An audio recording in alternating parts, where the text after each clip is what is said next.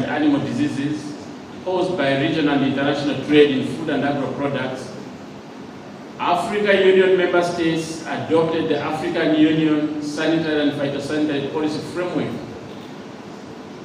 The framework,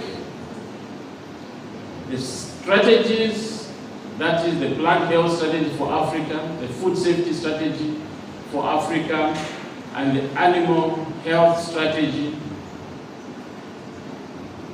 oblige member states to manage food safety hazards, animal and plant health risks through application of harmonized, science-based and non-discriminatory SPS measures as guided by the Codex Alimentarius Commission, the International Plant Protection Convention, and the World Organization for Animal Health, including Annex 7 of the African Continental Free Trade Area or Agreement. This is in line with the implementation of the Comprehensive Africa Agriculture Development Program, CADA 2014 Malabo Declarations and Aspirations of Africa as outlined in the Agenda 2063. Thus, increased investment is needed at the national and regional levels to strengthen SPS governance structures, build capacity to manage SPS risks and hazards, enhance regional and national coordination on SPS matters, and facilitate knowledge management and information sharing mechanisms to achieve the goals of protecting human, animal, or plant life or health and increased recording in progress. We agreed that we will be developing an action matrix of how we consider we report proceedings of our meeting. So we will have the adoption of the action matrix and matters arising from the previous meeting. Then we will go for a health break, which is set here for us. After the health break, we will have different presentations on SPS activities implemented between June 2024 and November 2024. We last met in May, so we want to know what we have done since then. We will also be receiving upcoming SPS programs and SPS activities for 2025 within the African region. So we will receive the first presentation from the AUC, represented here by the Agriculture and Food Security Bureau, as well as AU-IHEPS. We will also receive an update from a presentation from ETIM, ASO, the AFCFTA Secretariat. Then we will move to the regional economic communities. We will receive a presentation from ECAS, AUDA NEPAD, for the NEPAD is not. We will also have a presentation from ECOWAS rather.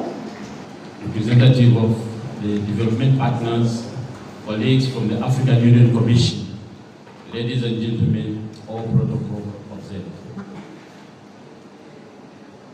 On behalf of the African Union Commission, I bring you greetings from Her Excellency Ambassador Joseph Asako, Commissioner for Agriculture, Rural Development, Blue Economy and Sustainable Environment.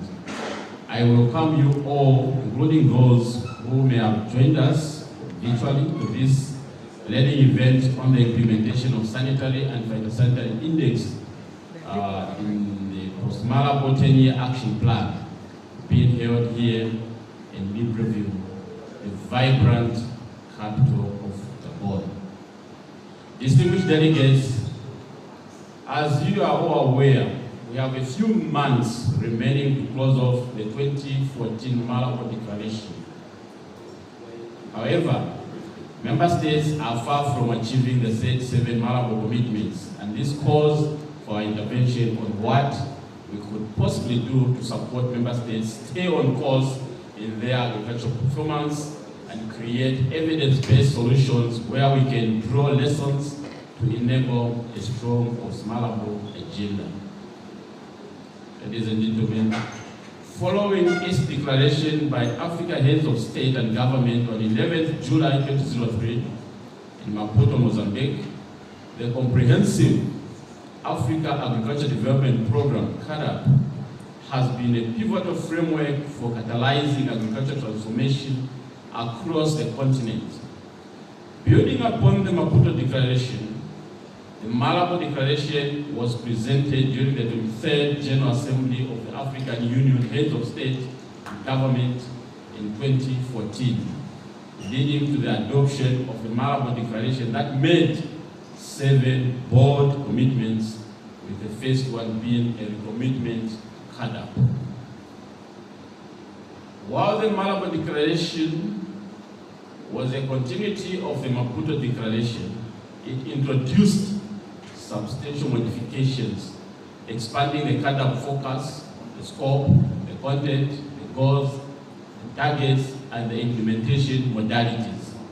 It emphasized mutual accountability among stakeholders and introduced ambitious commitments to eradicate hunger, reduce child malnutrition, halve poverty by 2025, triple intra-African trade, and enhance resilience to climate variability and other shocks, among others. Madam Moderator, CADAP maintains its primary focus on agriculture, encompassing livestock, forestry, and fisheries, while recognizing the pivotal role of related sectors such as infrastructure, trade, energy, rural development, and ICT in facilitating agricultural growth. Président de la Commission de la CEAC, Communauté économique des États de l'Afrique centrale, et au nom de M. François Kanimba, qui est le commissaire en charge du marché commun, le département dans lequel je travaille en tant que directeur du marché commun. Donc, au nom de ces personnalités, je voudrais vous souhaiter à tous la bienvenue au siège de la CEAC, qui est ici à Libreville. Et la CEAC, comme vous le savez, qui est l'une des 8 communautés économiques et régionales reconnues par l'Union africaine pour la construction du processus d'intégration régionale sur le continent. Notre réunion d'aujourd'hui fait suite à 2 jours de travaux du Forum de coordination des mesures SPS de l'Union africaine. Et comme vous le savez tous, c'est un pléonasme de le rappeler, les mesures sanitaires et phytosanitaires sont des prescriptions, des réglementations, des procédures qui visent à protéger la santé animale, la santé humaine et à préserver les plantes et les végétaux d'un ensemble de risques. Et au-delà de cette dimension sanitaire que revêtent ces réglementations, elles ont un grand enjeu commercial, dans la mesure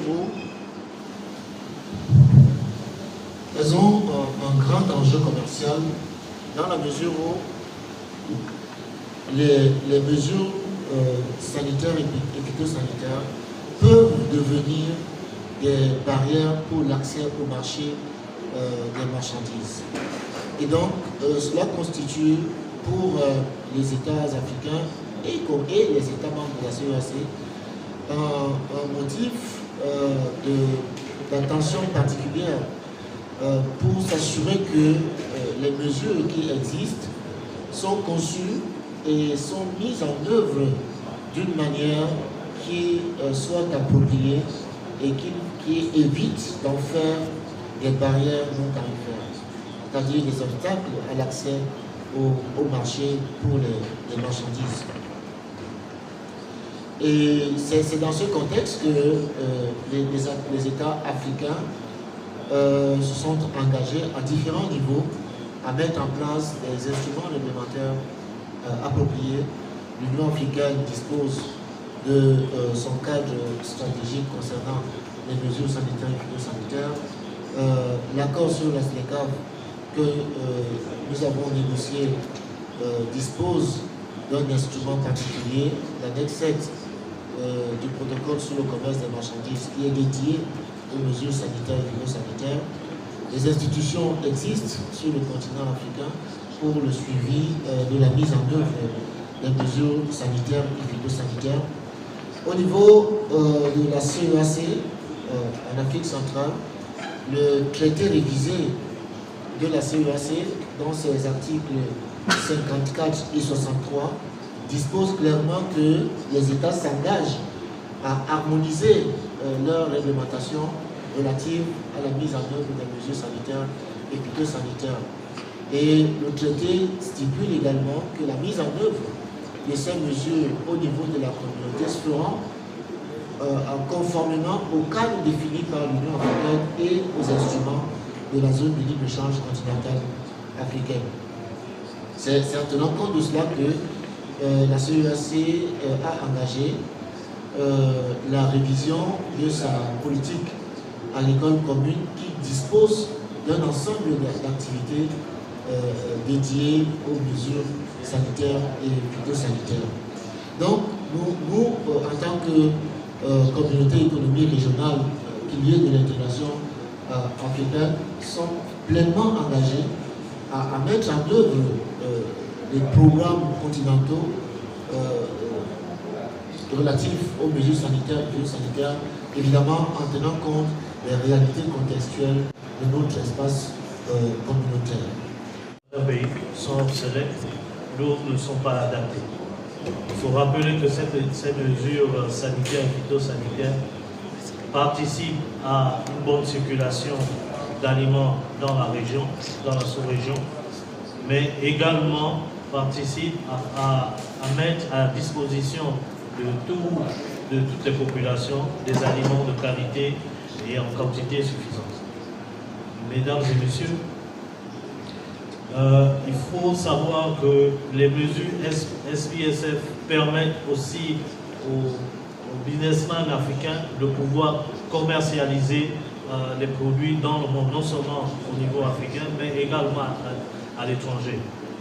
Vous êtes sans ignorer que plusieurs cargaisons de marchandises africaines ont été repoussées dans différents ports parce que ne répondant pas aux normes sanitaires et phytosanitaires. D'où le fait que cet atelier qui va regarder le plan d'action axé sur les mesures SPSS permettront de faire un bilan d'étape et notamment vont nous permettre d'améliorer nos cadres réglementaires en la matière. Sur ce, je déclare ouvert cet atelier. Je vous remercie. To advance food safety and food security internationally. The Foreign Agriculture Service, or FAS, is USDA's lead international agency linking U.S. agriculture to the world to enhance export opportunities and global food security. FAS holds the primary responsibility for the department's overseas programs through market development, trade policy, and global market analysis. We have nearly 100 offices around the world, and specifically in Africa, we have offices in 13 countries, with agriculture attachés covering 45 countries.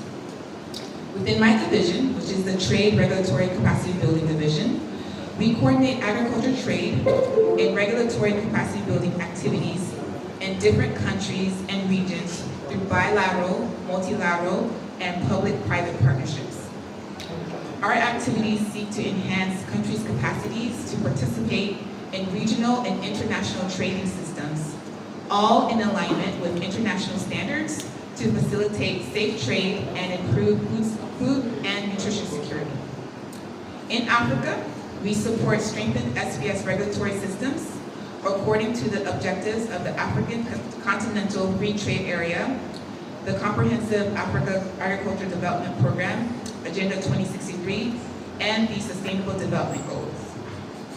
We are working closely with the African Union, collaboration and coordination efforts to work on getting this toolkit be adopted as continental guidelines. We plan to test in all regions in Africa. So our goal for this year is to test it in East Africa, Central Africa, as well as North Africa. And with the hopes, with our ultimate goal to have it be submitted to the STC in the end of the third quarter of next year. So this is my last slide before I turn it over to a drone. So we have multiple strategies to get this to our end goal. So as I mentioned, we plan to continue to validate the toolkit in different ways. And as we validate the toolkit, we adapt and incorporate the feedback so that the actual toolkit meets the needs of the member states who will be using the toolkit. We continue the refinement process as well as understanding the needs of the gaps of the member states as we also conduct surveys. So I'll pause here. We did, you should have received a link to a survey. Please fill out the survey. If you didn't get the link, let us know. The survey helps us to understand what the gaps are so that we continue to make adjustments to our approach, not only with the workshop, but also as well as the toolkit and understanding what the SPS gaps are. So please, if you got the survey, please fill out the survey. So as we continue to finalize the development of the toolkit, we, as I said, we welcome any opportunity to hear from you and rest member states, any feedback to continue to incorporate to update the tool. So we hope to finalize the tool and the supporting resources and work with the member states to understand what the best way to scale and sustain and integrate the toolkit. With that, I will stop and pass it over to my colleague Adron to continue with the workshop. Thank you.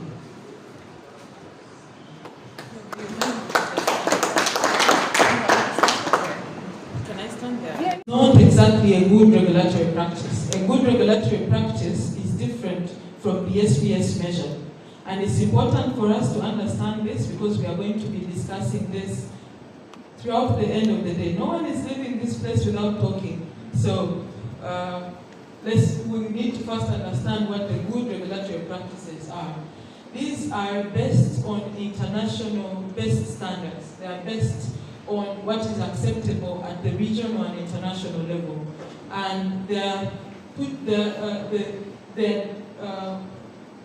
implementing them in relation to SPS measures is to enable us have more effective, make the SPS measures more effective, more implementable, more acceptable,